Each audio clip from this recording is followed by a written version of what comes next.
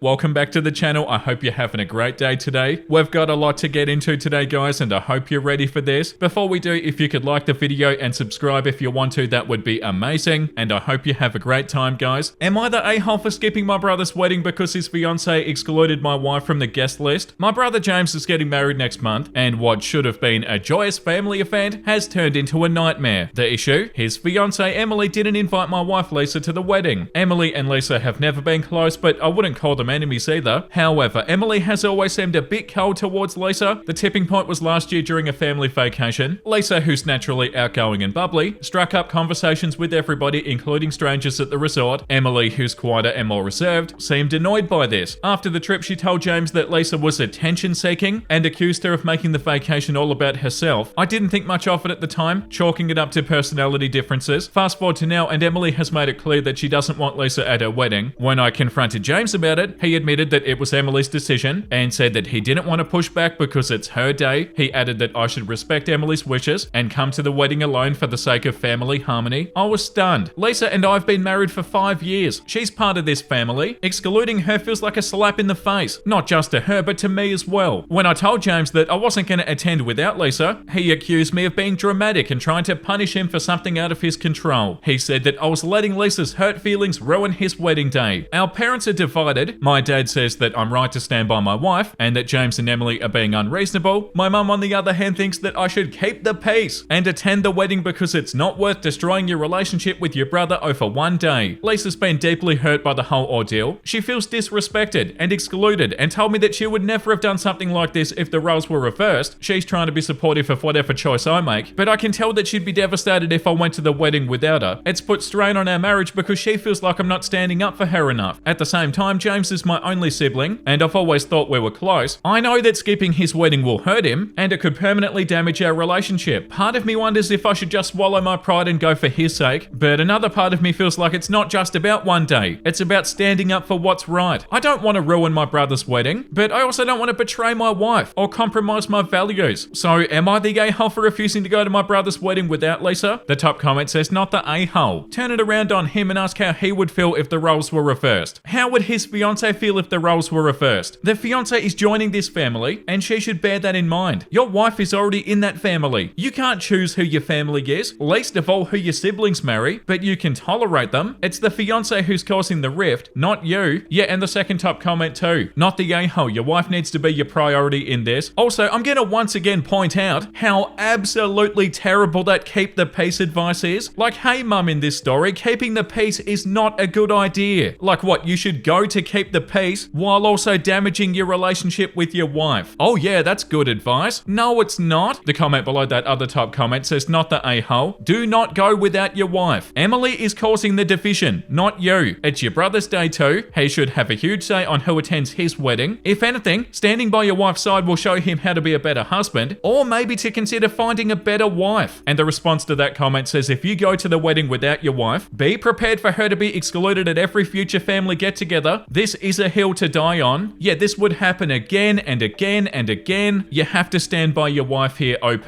God, the keep the peace crap is so frustrating. No, you should go and keep the peace even though they're being super unreasonable. And you should definitely go against your own values and damage your relationship with your wife. Like, what peace are we keeping? Yeah, the comment below that one too, not the a-hole if you don't go. You can either ruin your relationship with your brother or ruin your relationship with your wife. I gave up doing things to keep the peace. I'm not mean or say whatever comes to my mind, but I don't allow others' emotions to make my decisions. It's about what protects those I've got a relationship that deserve to be protected. Yeah, that's right. That's such a good point. You don't go against your own wife to keep the peace with somebody who's being super unreasonable. Yeah, and the comment below that one too. Listen, bro, I love you, but your wife has put us in a tough situation. I'm not coming to your wedding without my wife, period. End of story. She's a part of this family too. If your wife ever wants to apologize, we'll be here to listen. I love you, and I hope you all have a great day. Yeah, the fiance Emily is the one who's causing all of this. Like the comment said, OP, you're not creating a rift. Emily is entirely. Yeah, your wife has to be your priority, OP. And yet again, keeping the peace was the worst advice. Okay, moving on to post number 2. Am I the a-hole for changing all the locks on my house because my girlfriend keeps on locking me out of the bedroom at night? My girlfriend, 36 female, and I, 29 male, moved into a house that I bought last year. We argued at first about what each room should be. 3 bedrooms, 1.5 bathrooms, rooms, 2 living rooms, a garage, and a back patio. I wanted an office, and she also wanted an office. At first I didn't want to, but I gave her the second largest room for her office, and the largest one became our bedroom. I took a significantly smaller room for my office. She occupied the second living room for herself. We slept together in the bedroom as would any other couple for the first few months. We had arguments here and there, but nothing major. After about 3 months, we had a big fight about decisions involving the house, pest control, upgrades, modifications. She said that since it's my house, she will not be bearing any of the financial burden that would come with disposing of the pests and any other issues that would come up. I wasn't happy at first, but in the end I understood her point of view. I took on the financial responsibility. Shortly after this, I got mad and I yelled at her during an argument regarding the pest control and the modifications that she wants. It was after that point that she started locking the bedroom door at night, forcing me to sleep elsewhere. I tried taking the bedroom earlier than her one night, but she just sat there, keeping me from sleeping until I left the room. OP, it doesn't even sound like you like each other. It took about a month for her to get over it, and we started sleeping together again. This was short-lived. We went on Christmas vacation together, all expenses paid for by me, first class seats in a fancy hotel. Vacation was great. Once we got back, we ran some errands together, and upon returning, she refused to help bring anything inside. She was distant and she shut the door on me while I was bringing things inside. I confronted her about it, to which she said I needed to get into the closet. I didn't care about your needs. To which I yelled at her again. She went right back to locking the bedroom door on me. I went away for work for 2 weeks, and once I returned, she still locks the door. I was fed up with it and I changed all the locks in the house. While I was changing the lock, she started videotaping me and asking what I was doing. This is terrible. I know my yelling is a direct result of the action she's taking, but am I the a-hole for getting fed up with getting locked out of my own house? P.S. I haven't locked her out of anywhere except for my office. She's still got access to the rest of the house. Edit, she pays a portion of the mortgage, since some people thought she wasn't paying rent or anything. Edit number 2, I confronted her about it. I told her the sleeping arrangement ends tonight. I'm currently in bed and she's chosen to sleep on the couch. And no, I didn't lock her out. I'll update you as it's her birthday tomorrow. Yeah, like this comment says, why are you still with her? You two sound like unhappy roommates, not partners. You're a landlord and owner. Charge her rent or make her sign a lease. Better yet, evict her, not the a-hole. Yeah, from reading that, it doesn't even seem like they like each other. The response to that one says 100%. I don't care about your needs. There's no future in this relationship worth having. The top comment says not the a-hole. Evict her and move on. Otherwise, it's going to keep on escalating. This comment says, what are you getting out of this relationship? You the a-hole to yourself staying with her based on what you've posted here. The comment below that one says, you're the frog. The water's boiling. Please jump out before you're cooked completely. Not the a-hole. And the comment below that one says, why live with somebody who hates you this much? Yeah, and she even said, I didn't care about your needs. But yeah, from the very start of the post where they were already talking about arguments, like straight away, and how they'd been having arguments all the time, and OP had been yelling all the time, and locking OP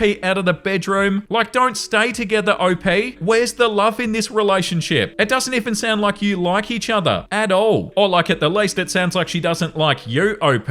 I don't care about your needs. Yeah, okay, goodbye. This comment says, OP, your girlfriend's behavior is unacceptable. Locking you out of your own bedroom is controlling and disrespectful. You deserve a partner who respects you and your home. Okay, moving on to post number 3. Am I the a-hole for being mad at my husband for saying that he would pick his deceased wife over me? My 34 female husband, 37 male, was married once before me. She was his high school sweetheart. They started dating their junior year, survived long distance during college, and got married when they were 23 very shortly after graduating college. She passed away unexpectedly at 26 from an aneurysm, and it obviously devastated him, especially because they were extremely young. They never had children. He contemplated remarrying because he was so heartbroken, but we ended up meeting about 4 years after that. We got married when I was 31 and he was 34, and we have 2 children. Last night we were at a friend potluck gathering. Everything was going well until one of our friends brought up a new topic that had to do with relationships. She's newly divorced, so it was about her divorce. Others were chiming in with past relationships they had in high school and college. I said that I never thought that I'd get married because my luck with men has always been terrible until I met my husband, and I said that I felt very lucky to have met him. After a little while longer, my husband brings up his deceased wife. Everybody knows that he was married before me and that she passed. He was talking about her and then drops a bomb and goes, if she walked through that front door right now, I'd pick up where we left off. Wow. If I'm being honest, it felt like somebody put my heart into a blender and punched me in the gut as hard as they could. Everybody in the room could sense the awkwardness. To avoid making a scene, I laughed it off, even though I still think it was pretty obvious that it hurt me. I feel that if you still feel that way, then why are we married? I've never asked him to get over his wife. I've never had a deceased spouse or even a deceased partner, so I am unsure how that feels, but I'd never say that in front front of my new spouse. After that we left and I didn't speak to him the entire car ride home, or barely the entire night. I did tell him that what he said hurt my feelings deeply and that we could talk in the morning once I've calmed down, because I didn't want to say anything mean to him. I ended up sleeping on the couch because he would not leave me alone. It's now the next morning and I barely slept. He's still sleeping. I'm not really sure what to say or what he's gonna say. This comment says, not the a-hole. He says that right after you said that you had bad luck with men and you were lucky to have found him. What the ever-loving frick-frack? Does he just not care about your feelings? That's such an incredibly cruel and heartless thing to say. Grief or no grief? I get that he lost his wife, but good lord. And OP said, yeah, I felt like an idiot after that. The top comment says, oof, that would gut anybody. He should have kept that thought unspoken forever. The comment below that says, just reading that felt like a gut punch. Poor OP, and in front of people too. This comment says, not the a-hole. That's a very hurtful thing to hear from your partner. Hearing it while with a group of your friends would be understandably brutal. Very disrespectful to you. Yeah, and like the response to that comment says too. And disrespectful to your children together too. Like they wouldn't even be a thought to him. He'd just leave you instantly and by proxy break up the family and devastate his children. Yeah, very understandable to be heartbroken over this. Yeah, that's so wild. This one says, not the a-hole. Wow, that was a stupid, careless and thoughtless thing to say. What the hell? He didn't even have kids with her. You guys actually have kids. And he made it clear that he'd walk out of all of your lives no problem if it meant another chance at love with his deceased wife. That's super messed up and completely unnecessary. Okay, so we've got an update here. Update. This may be a long one. I also tried to reply to as many comments as I could, but they were flooding in and I got a bit overwhelmed. I may still try to read and reply to them. Many brought me to joyous and grateful tears. Also, alcohol was not involved in the sense that he wasn't drunk. My husband is 6'3", almost 250 pounds. He'd eaten quite a bit and had one beer. He was practically sober. Anyway, we talked. I asked him to let me go first and to not interrupt. He doesn't usually interrupt anyway. This isn't verbatim, just a rough sketch of how things went. I also included some points that you guys made, without mentioning that I posted this, of course. I just want to say that I don't hate you for what you said. I understand where you're coming from. She died and it was something neither of you saw coming. I could never ask you to get over her or to forget her because I know how much you loved her. She was your first love. I do understand that if she hadn't have passed away, we likely would not be together, and you two likely would be. I have always understood this. But to say what you said hurt my feelings and embarrassed me. And even though her coming back from the dead is impossible, if it were, you would leave me and the children. It was probably one of the worst things anybody has ever said to me. It's obvious that your feelings about her are still raw, and it still hurts, and I want you to get counseling. And I want couples counseling very, very soon. He then apologized profusely. He teared up and said how he didn't mean to hurt me and didn't mean to embarrass me in front of our friends. He basically said that he thought about it before he went to sleep and came to the realization that he should have kept it to himself. I mean, I can't be angry for what he thinks. He loved her and she died. His feelings are also valid here. He also said that he would never leave me and the children, and that what he said was only a poorly thought out and poorly worded statement, that he was not thinking clearly when he said it. He immediately felt that maybe it came out wrong. I asked him how he'd feel if I said that to him. He says, yeah, it's bad. I know I shouldn't have said it. I wouldn't be happy. I know you weren't happy. I should have apologized in front of everybody as soon as I said it, or not have said it at all. I then asked him to think of the children and said, it's like you saying, hey, children's names. If my dead wife walked through the door, I'd pack my bags and never speak to you guys again. And then it really got uncomfy. After a bit of silence, I had no idea what to say after that. He asked me if I wanted to divorce. So I asked him why he would think I would want a divorce, just to see what he would say. He says he doesn't know. I didn't answer his question and said that we needed to look into counseling, that he needed to get counseling for himself, and that we'd go to couples counseling. And if the answer's no, I'm not interested in moving forward. This isn't 100% about the comment anymore. I need to know if he's willing to make the necessary changes and put in the work to fix what he messed up. Because if he were to dismiss my feelings or not want counseling, it means he doesn't think this was that serious and that he may not take me seriously. I also said this to him. Some of the comments also told me to take the kids elsewhere. I agreed with this because it would be difficult to get through this while also parenting. I've got a very young daughter and a son that's a toddler. They're currently with my parents for the weekend and I'll be getting them Sunday night, so this gives us time to really work. He suggested he sleep on the couch instead of me. I have nowhere else to go. I haven't told my parents because I would like to keep this between me and him as much as possible. Family and friends jump to judge way too fast, and they sometimes offer extreme and harmful advice, and it's also embarrassing. Luckily, both of us have very good insurance that is going to help with counseling. I told him that it seems like whatever counseling he got after her death was not enough, and that he was not consistent with it like he should have been. With trauma like that, I would have been in counseling for years before I even considered remarrying. He agreed. He was only in it for about a year, and then he stopped once he moved away from his hometown. He never got back into it. He also agreed to the individual and couples counseling, kept apologizing, kept on telling me that he loved me all day. It was also so difficult to be around him because he kept on looking at me. I couldn't think. It was like he'd try to say something and then he'd just stare and then not say anything. With the kids gone, there's nothing to really do except talk, so we talked again right before dinner time. He asked me if I wanted him to cook or buy something. I still wasn't hungry, to be honest, so I just told him that he could pick something up for himself and that I wasn't hungry, and then that prompted the second discussion. I realized he must feel very bad because he noticed that I hadn't really eaten much all day, kept on asking me to eat. I wasn't sulking too bad or anything, just doing my usual stuff, but not speaking or eating as much, and because we're home together all day, he noticed it. He asked me one more time to please eat dinner with him, so I agreed. During dinner, he told me that he looked for counselors himself and wanted to see if I thought they were okay enough and that he would keep looking. After all of that, I told him that we can't really predict anything until we've met with therapists. I don't want him to keep on saying sorry. I want work and change and then maybe we can move forward, but this is the first step. I don't want to just leave him. I'm also not saying divorce is off the table. I think he's still hurting from her death and his judgment is very, very clouded. If he didn't love me, I doubt that he would have apologized so many times and looked for counselors on his own. A man that doesn't love me probably would have made me look or rejected going altogether. Many people were suggesting this. I do not think that he doesn't love me. Thought of this myself, cried about it. Thought of my children, cried more. I'm not staying for the kids. I'm staying because I want to at least try to fix. If it can't be fixed, then at least I tried. We were also very close. Some people were asking how close we were prior to marriage. I guess as a way to gauge the difference between their relationship and our relationship, maybe to see if he's settled. He's always been very romantic and caring and sweet to me. We've never yelled at each other. When we first started dating, he would plan dates and surprise me and brag about me to his friends. So that's why I'm very confused on why he would blurt that, unless it was only very poor brain and mouth coordination. I also told him that I may get a counselor for myself. I don't think I need one. Somebody suggested this, but I think he needs it more than I do. And because insurance companies are getting crappier by the year, 3 counseling bills may be pushing it. I don't know. If I do get one, it's because I don't want to potentially resent him or doubt myself. Some people were making attempts to make me doubt myself. Some people in the comments were very nasty to me. I appreciate Reddit hiding comments with many downvotes, as they may be mean, but I couldn't help but click on them. Some of you are very mean and very nasty individuals, and I hope you find happiness one day. There could be another update in the future, not opposed to making one. Thank you all for your kind words and support. I've also responded to everybody that texted me, which was everybody there at the potluck who's got my number. 3 people. There were 9 people there, including us. They've all pretty much said the same. They can't believe he said that. They feel bad for me, asking if everything's okay, and that what he said was not okay. He showed me some texts with him and his friends, and some of them made me cry with how kind they were being towards me, basically telling him that he wasn't necessarily wrong for thinking that, but wrong for saying it. I told him that I loved him as well, and that I've never not loved him even for a second, and that I wasn't angry with him, and I didn't want him to guess or suffer for what he said, but I was hurt, and I needed him to know that it did hurt me, and for him to respond how he saw fit, and then we'd go from there. That's all for now. I could possibly answer more questions here, if there are any. I tried to answer some of the more frequently asked ones that I saw. Again, sorry for this being so lengthy. Yeah, all the best with it, OP.